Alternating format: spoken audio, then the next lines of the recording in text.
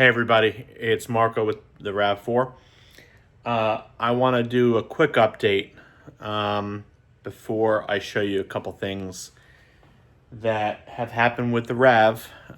So the timing belt job was done. I started it and I had a lot of resistance, meaning I spent 6 hours trying to get the crankshaft gear off.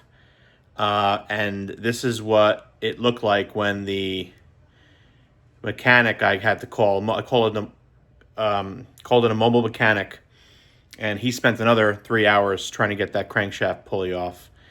At that point, I was so exhausted. I just had them take over. They finished the job. However, there have been a lot of problems since. So let me just show you a couple things. All right. So like I said, so we got pretty much this far. I got the battery off. Alternator was off. I jacked the car up. Took the motor mount was really tough.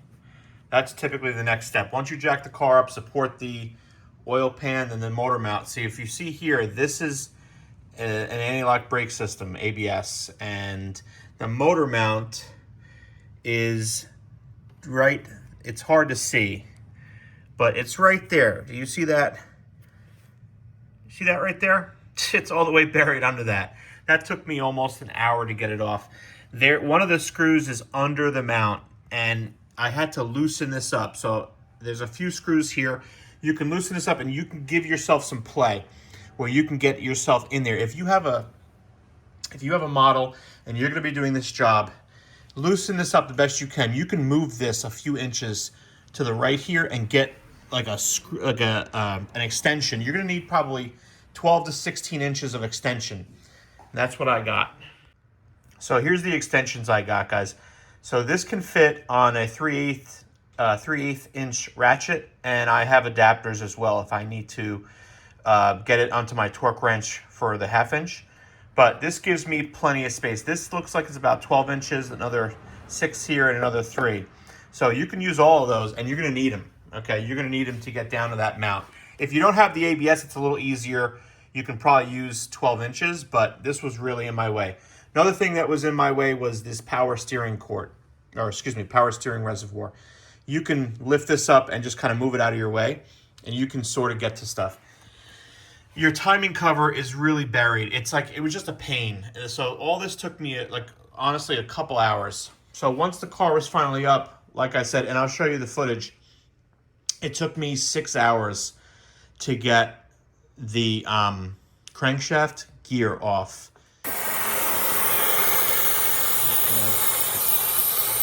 Don't go too close to crank, so we're gonna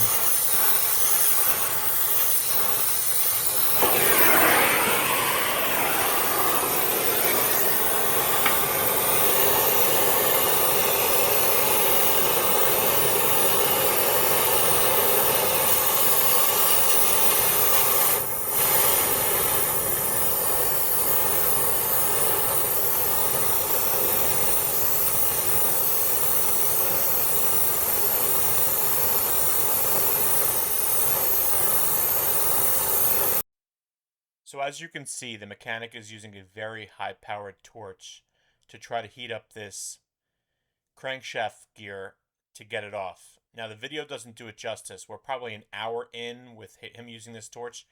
Try to heat it up enough to expand it to get it off. It's an oxyacetylene fuel, so it's super hot. He told me this thing could burn or make holes in metal if need be. It took a total of 9 hours to get the crankshaft gear off. I tried it for 6. I bought a tool or rented a tool from AutoZone, kind of like a pulley. It didn't work. I didn't have enough torque. I didn't have enough pull, and I wasn't using heat. I don't have a blowtorch.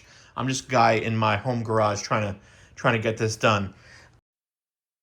Here's the part of the recording towards the end where the mechanic is using a pulley tool where he puts two ends on the crankshaft gear, and then he's using force with a slider to be able to pull that gear off. And as you can see here, we're both kind of elated because it starts to actually slide off. Best part of the day.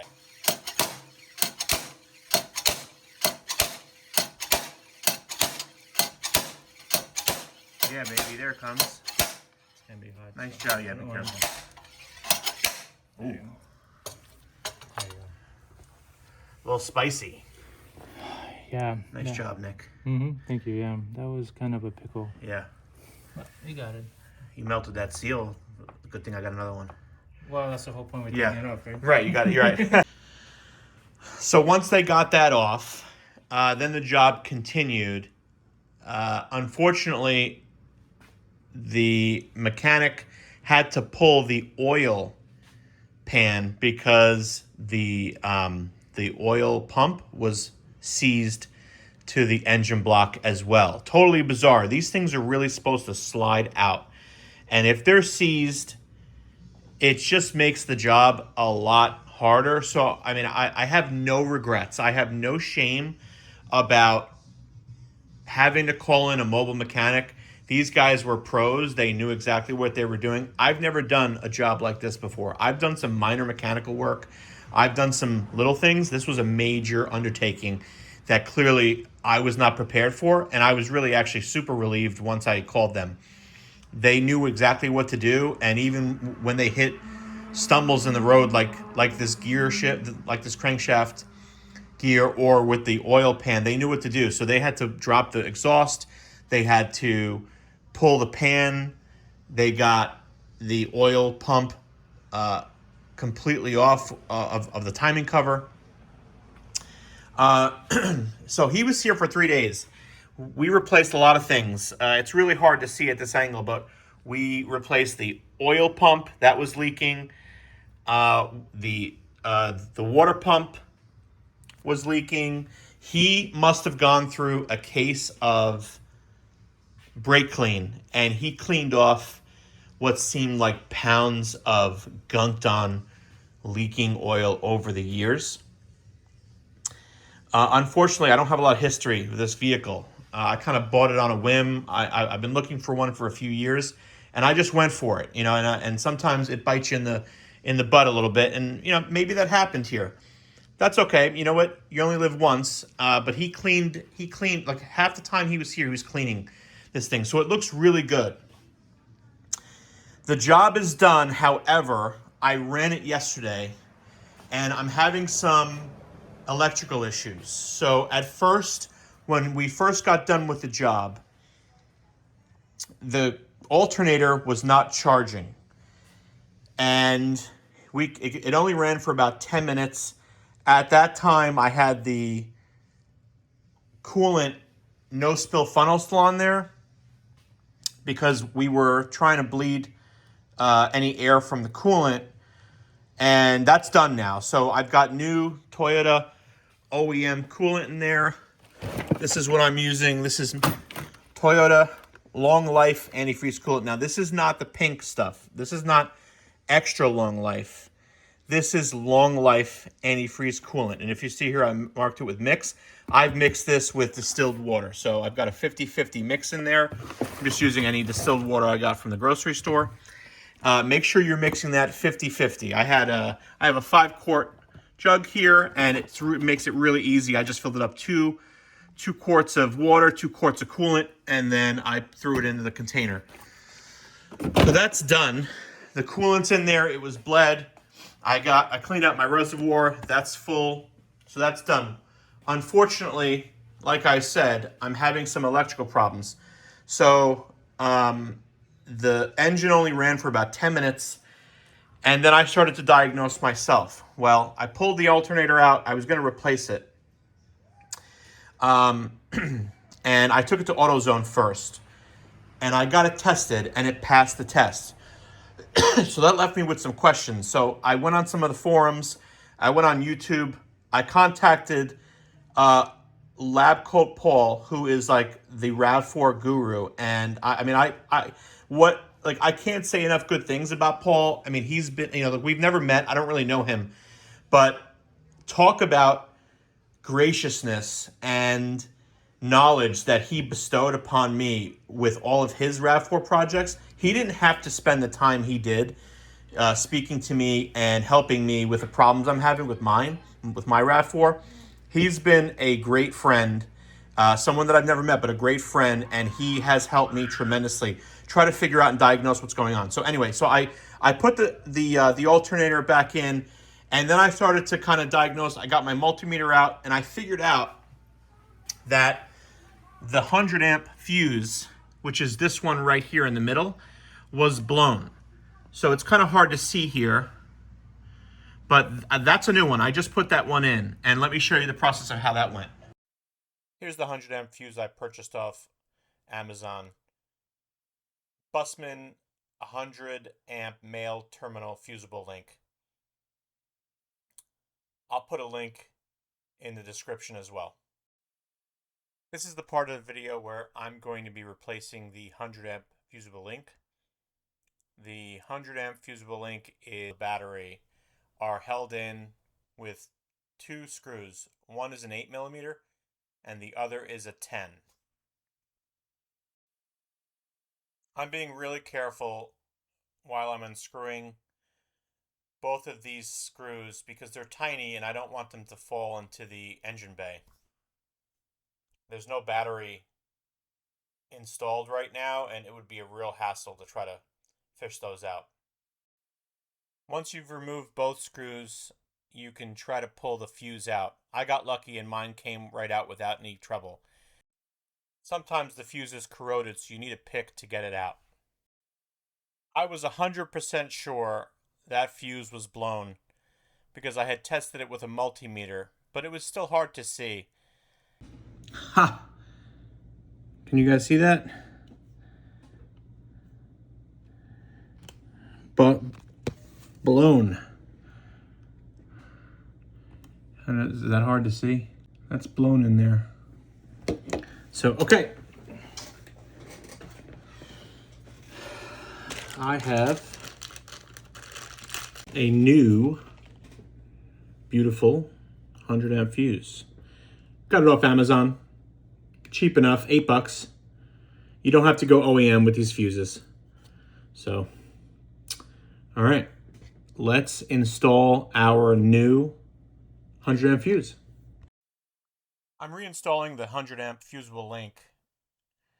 And I want to make sure that when I'm reinstalling the 8 and 10mm screws that I'm lining up the black lines so that they're aligned. That indicates that the screws are tight enough.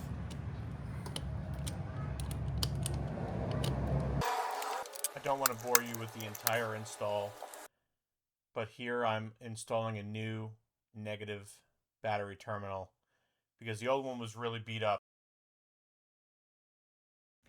So once I got done with that, I took a real close look at the battery terminals here. They were in such bad shape. I replaced the positive and negative battery terminals, which is not hard at all. It's just a screw. You unscrew it with a 14mm ratchet. You take the metal piece off. Your connection, your main connection here that goes to your starter is right there. That just kind of slides under, and then you make sure this is nice and tight. And I wanted to give this thing a fighting chance at being able to have a clean connection. I also checked the grounds. There's a main ground here by the alternator, and if you can see, it's kind of hard to see, but you see that little black screw right there with the wire? That's your main ground connection to your alternator. Make sure that doesn't have corrosion. Make sure that's secure, and I did that. Anyway, so when I checked the battery voltage with my multimeter, it was super low. It was at 12.03, which is basically discharge. So you're looking for 12.6 or better from a battery. So I said, all right, once I figured out that it was just the fuse, I ran the engine for about 5 minutes, and the alternator was charging. I checked it again with a multimeter. I was getting 14.4 volts at the battery, which is good, which shows you that your alternator is charging it. However, I started to do a load test. I put the battery under load. I turned my headlights on. I turned the heat on. And I noticed those things worked, but I noticed that the engine kind of started to rev down a little bit, started to idle a little slower. And then I wanted to pump some of the new automatic transmission fluid I put through the pump, and I started to turn the wheels to see if that would start cycling through, and then the car died. So I checked the battery again pretty quickly after that, and I was at 12.3. So the other issue I was having was the oil light that's supposed to go off after a few seconds of having the car on stayed on the entire 5 minutes. Now I was careful.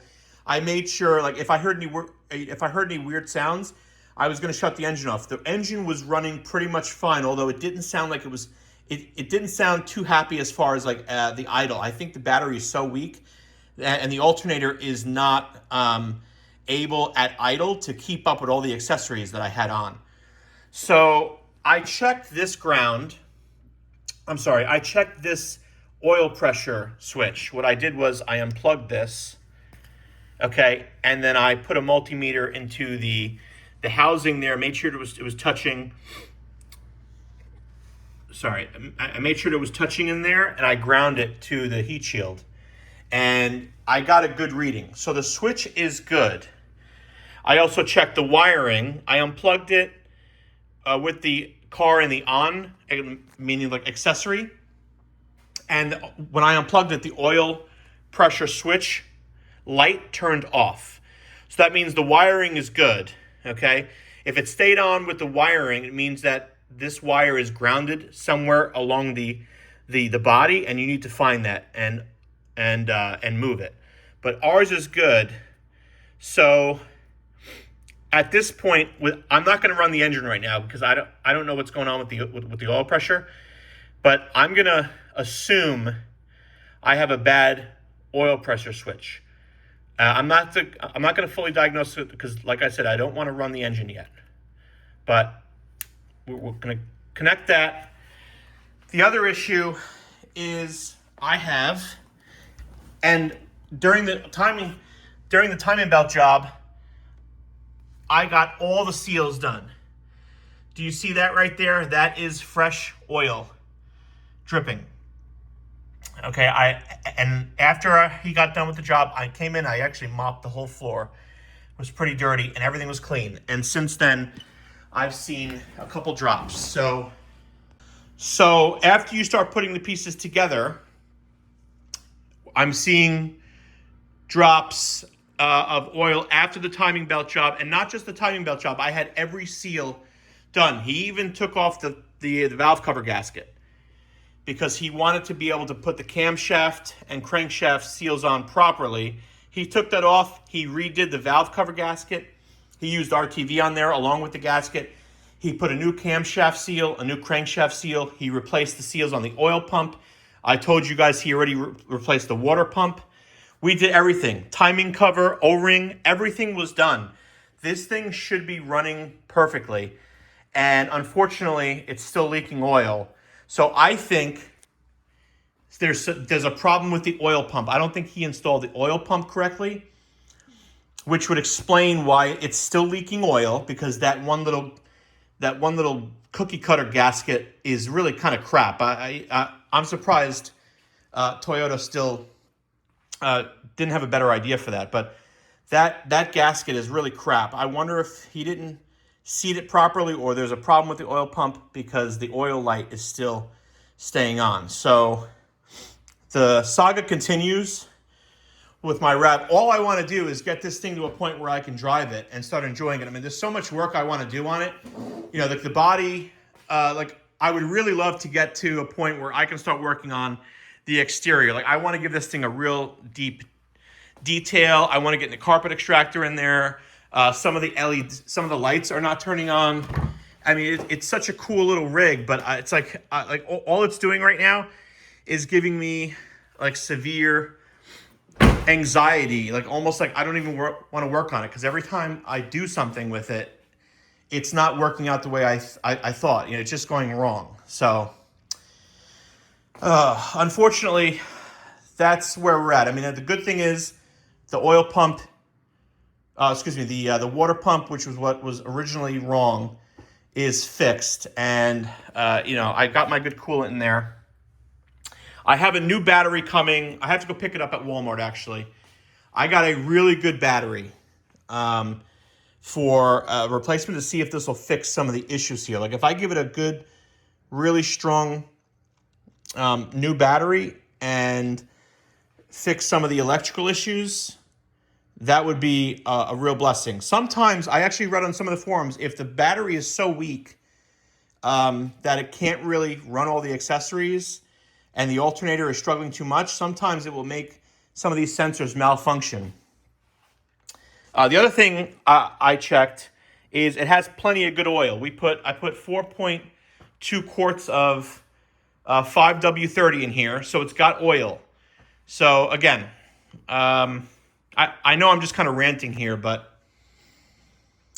I needed to rant to somebody because I'm going through a lot with this truck. Like I said, I bought it kind of on a whim, and sometimes I feel like I'm fighting a losing battle on this thing.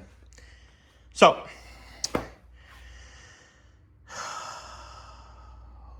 we'll keep going. We're traveling for Christmas. I have to do, the next project is the brakes. I have front discs and I have the drums. So that's going to be next. A few weeks ago when I was driving it, I noticed there's a grinding noise, and I'm pretty sure it's the drum brakes. They're pretty rusty, and they're probably so tight that they need to be redone. So more videos coming, guys. I'm hoping the mechanic that did the job for me said he will be coming back. One, to check why the oil is still leaking, and two, to diagnose any electrical problems. But I'm hoping that by the time I put that battery in, those will be resolved, and then we can just fix the oil leak and get this thing running like a top again. So, long rant. If you're still listening, I appreciate. Give me any tips you guys have if you've experienced anything like this and what you did to fix it. So, like and subscribe, guys. Keep this channel going. I really love this rab. I'm just going through it right now.